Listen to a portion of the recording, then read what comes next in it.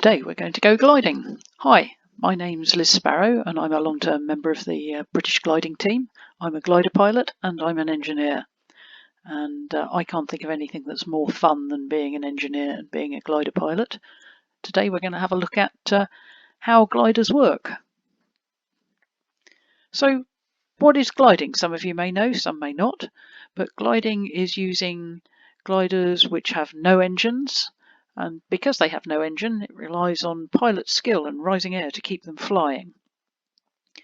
They can go very high, they can go fast, and they can go a long way.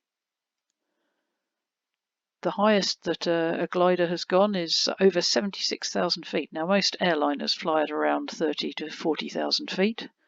And top speeds that you can fly up to perhaps 180 miles an hour. So faster than the landing speed of a jumbo jet.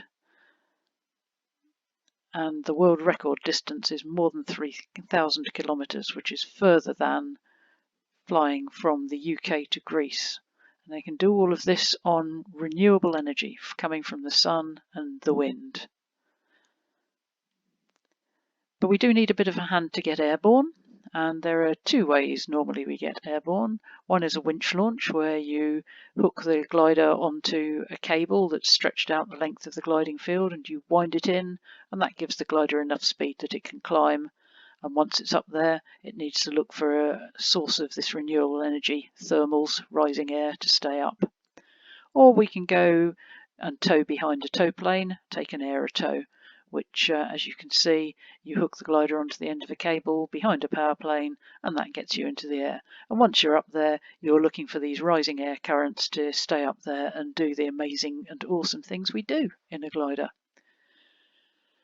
And the thing you really need to fly is wings. Anything with wings can fly. And anything that's got wings can glide as well. So things like big jet airliners, they would glide. When the engine stops, they would glide. As long as you've got wings, you can glide. What you need in your wings is for them to be strong. You obviously want them to be able to withstand all the air currents that are up there and be able to go quite fast. They need to be flexible so that they just give a little bit. And they need to be light compared to their size. And there are a number of ways you can look at designing wings, and we're just going to have a little look at one of them today. One way to build a strong, flexible, light wing is to build it with a beam down the middle to give you the strength. That's called a wing spar. And then what you need to do is put a nice smooth wing shape on the outside by building it with fiberglass or making a fabric former. So today we're going to see how to design a wing that's strong enough. So here we are about to do the experiment, and I've got a single strand of spaghetti. I've got 2 strands held together with rubber bands at the ends. I've got 5 strands held together with the rubber band at the end, and I've got 5 strands which I've glued together. I'm going to start with the single strand of spaghetti. I'm loading it onto the test rig here, and now I'm going to take the weight and hang it carefully onto the rig. And now I'm going to start adding the water, pouring it gently in.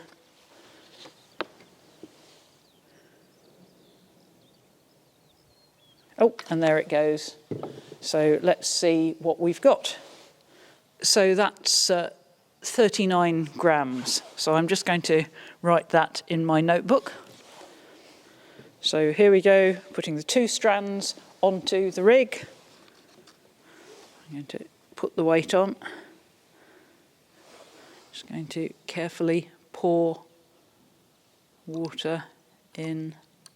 See it flexing more, flexing a bit. Oh, and there it goes. Put it onto the scales, and it is 76 grams. So now I've got the 5 strands of spaghetti just anchored at the ends.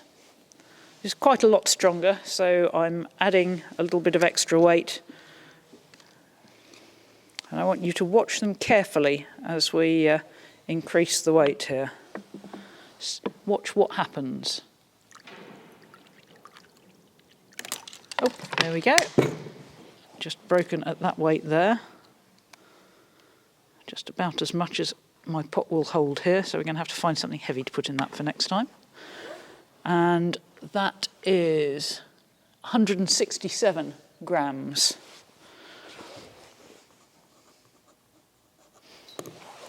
And now I'm taking the 5 glued together.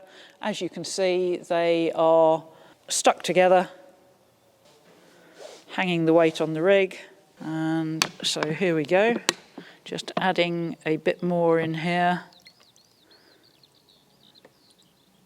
Again, it's flexing a bit more. And there we are. And what have we got this time? We've got 178 grams. So that's a little bit stronger when they were glued together. Okay, now we're going to write our results up into a table and see what we've found. So I've written the results of my experiment into a table here, and you can see we've got 1, 2, 5 strands and 5 strands glued together, and I've recorded what weight they broke at.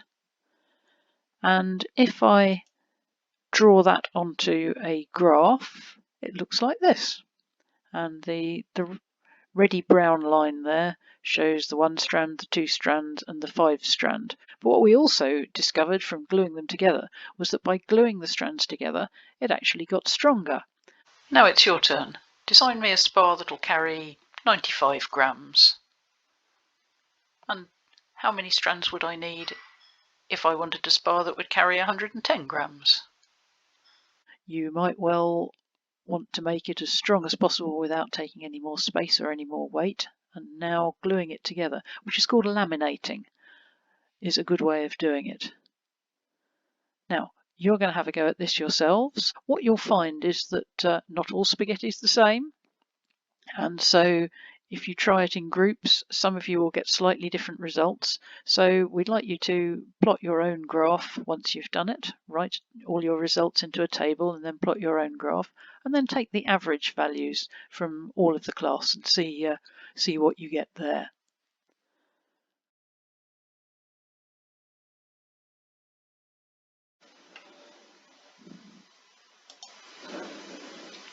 So now we're going to have to look at somebody doing that for real with a glider, and they're testing the wing. So let's just have a look at this one.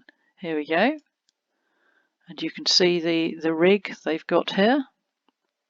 And you can see that they've got the wing fixed in the rig. And they're pulling it up. In this case, they're pulling it up at one end rather than bowing it in the middle. Here it is, you can see it's flexing quite nicely. You can see that the wingtip is coming up. It's being held at the right-hand end of the screen the way it would be in the glider. And every new glider and every new aeroplane always has to go through some sort of test like this to see what happens. And it has to perform to a certain strength, otherwise they're not allowed to make the aeroplane because it wouldn't be safe for people to fly in. So here it is, gradually getting more and more, bending harder and harder, taking more and more stress, more and more strain.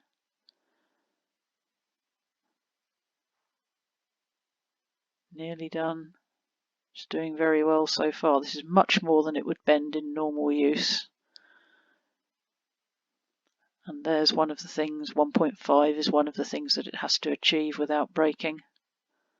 So it's actually now stronger than it needs to be.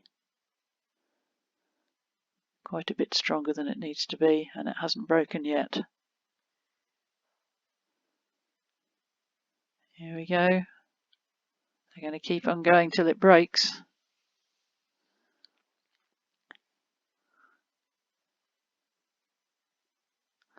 Oh. And it's carrying on. Amazing.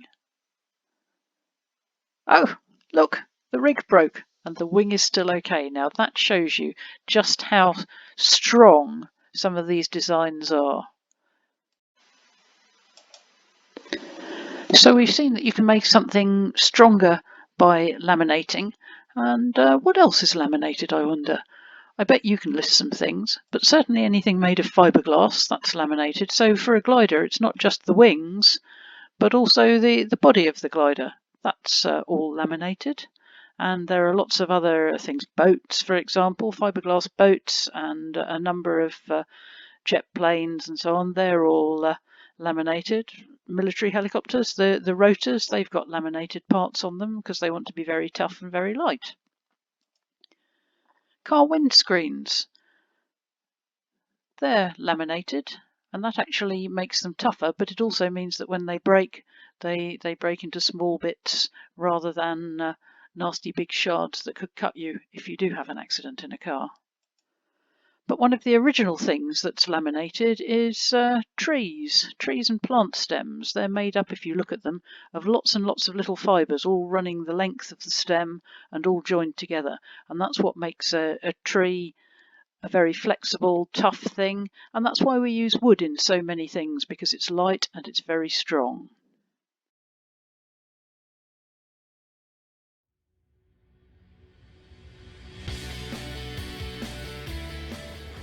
Hi, we hope you enjoyed the challenge and found it fun and interesting. We're from Junior Gliding. I'm Lucy and I'm 17 and I've been gliding for 3 years. And I'm Em, I'm 16 and I've been gliding for 2.